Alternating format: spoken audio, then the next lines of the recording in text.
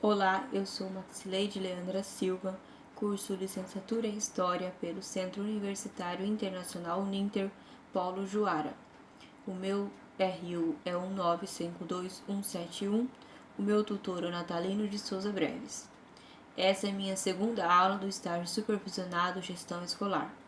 Esse estágio tem como tema Gestão e Educação, Conceitos, Práticas e Metodologias. Aula 2. Marcos legislativos e as competências do gestor escolar.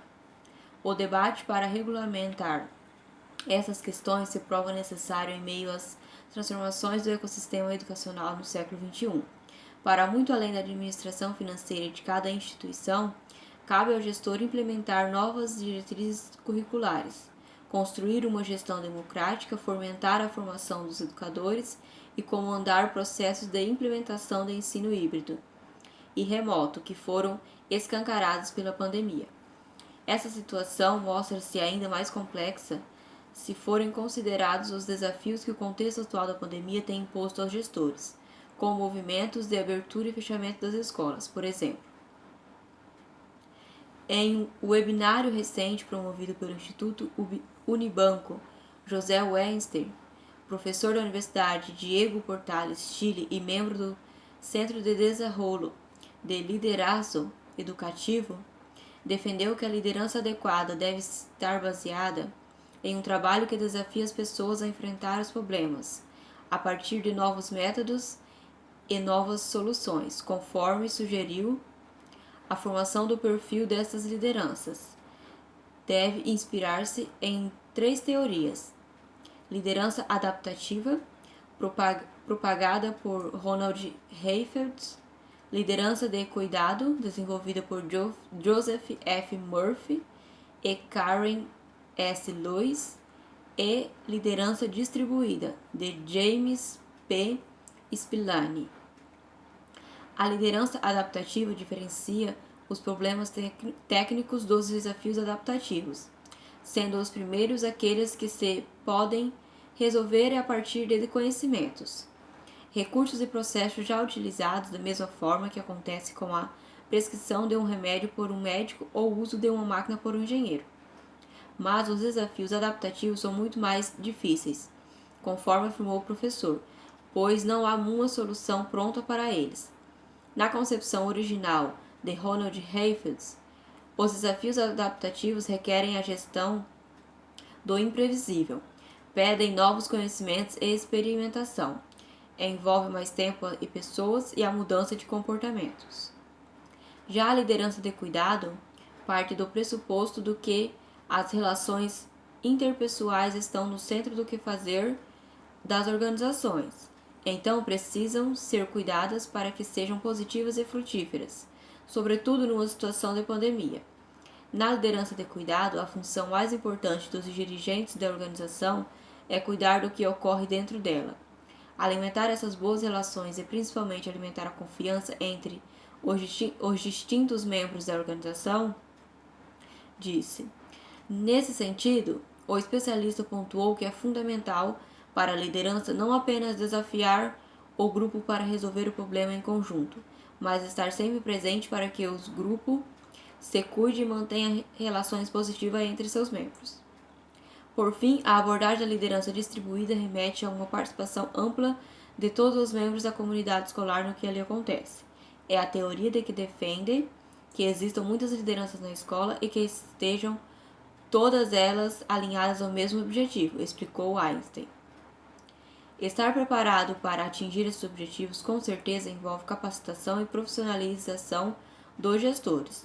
Entretanto, para além disso, é preciso desenvolver olhares conceituais que favoreçam a criação de metodologia e técnicas adequadas ao cumprimento desses desafios. Ao longo dos últimos anos, dezenas de estudos, pesquisas, trabalhos acadêmicos e ações desenvolvidas por escolas, governos e organizações do terceiro setor abordam visões conceituais sobre a maneira mais adequada de fazer gestão e educação. Neste especial, pontuamos a seguir os preceitos de três visões conceituais, ponderando seus pontos fortes e também críticas direcionadas para cada proposta. Importante destacar que estes entendimentos podem ajudar a guiar decisões e ações de gestão, mas sempre considerando a realidade de cada estado, município e instituição de ensino. A gestão democrática, prevista na Constituição Brasileira e mais recentemente incluída como meta Plano Nacional de Educação, PNE, de 2014, dizem, a gestão democrática, além de princípio fundamental para quase todas as vertentes que estudam gestão, é considerada por muitos gestores, professores, pesquisadores acadêmicos e instituições do terceiro setor como base conceitual que desdobra em modo de ação fundamental na participação dos profissionais da educação, das famílias e comunidade na gestão das escolas.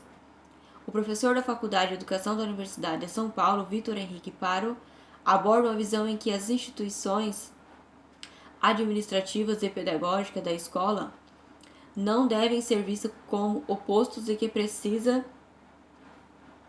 é preciso estabelecer uma concepção democrática em todas as instâncias da escola, não limitando-se às ferramentas essencialmente formais da democracia, mas também na própria relação entre educadores e estudantes. O principal indício de uma gestão escolar verdadeiramente democrática é a democracia que se realiza na própria sala de aula. Não é incomum observarem-se escolas em que, não obstante a exigência de mecanismo democrático de participação nas decisões, como eleição de diretores, conselho da escola, grêmio estudantil, associação de país e outros, a situação de ensino permanece autoritária, contraindo o preceito administrativo básico de adequação entre meios e fins. Entretanto, conforme explica a pesquisadora Cecília Maria Benedicto Giglio, a gestão democrática depende da construção cultural, do respeito aos diferentes pontos de vista e às responsabilidades construídas no meio escolar. Neste contexto de ampliação de direitos e de participação direta, a ideia de trabalho coletivo só pode ser construída sobre o pressuposto de uma gestão democrática, ou seja, o trabalho coletivo pautado nos princípios legais, mesmo que genericamente presente nas legislações citadas, só pode acontecer de fato quando construímos juntos e aprendemos a respeitar os mais diferentes pontos de vista, sem perder a clareza sobre novas responsabilidades individuais e coletivas na escola. Nesta perspectiva, a pesquisadora ressalta que no mundo real, as escolas possuem diretrizes definidas pelas secretarias de sistemas de ensino, a que estão vinculadas. Além disso, atuar democraticamente envolve muito aprendizado de todos os envolvidos e também a construção de conhecimentos que só é possível por meio de experiências de participação elaboradas ao longo do tempo. O entendimento do princípio da gestão democrática do ensino público como sendo referido estritamente às escolas é uma redução severa de compreensão, uma vez que nossas escolas públicas estão vinculadas a sistemas de ensino que definem suas próprias normas, diretrizes e outras regulações. Outro fato importante presente na ideia de trabalho coletivo é o de estar suposto, na prática, que todos nós sabemos trabalhar coletivamente. Trata-se de uma suposição falsa, do mesmo modo que a democracia não se realiza pelo simples fato de termos uma legislação. O trabalho coletivo e a gestão democrática da escola precisam ser construídos e aprendidos por todos, diretores, coordenadores, supervisores, estudantes e também os gestores diretos do sistema. Gerencialismo na gestão e educação. Esse tema eu vou falar mais um pouco sobre na próxima aula e até mais.